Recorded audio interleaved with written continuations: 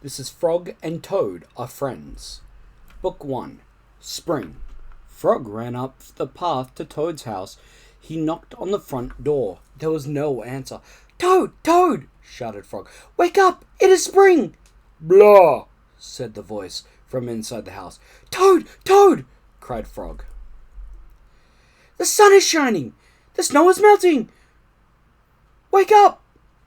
"I am not here," said the voice. Frog walked into the house. It was dark. All the shutters were closed. "Toad, where are you?" called Frog. "Go away," said the voice from the corner of the room. Toad was lying in bed. He pulled all the covers over his head. Frog pushed Toad out of bed.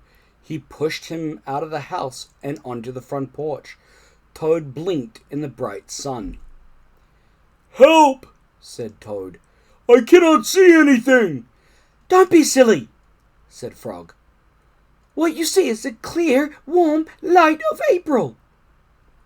And it means that we can begin a whole new year together, Toad.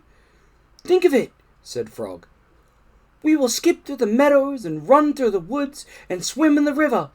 In the evenings we will sit right here on the front porch and count the stars." "You can count them, Frog," said Toad. "I will be too tired. I am going back to bed." Toad went back into the house.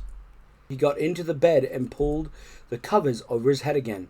"But Toad!" cried Frog. "You will miss all the fun." "Listen, Frog," said Toad. "How long have I been asleep?"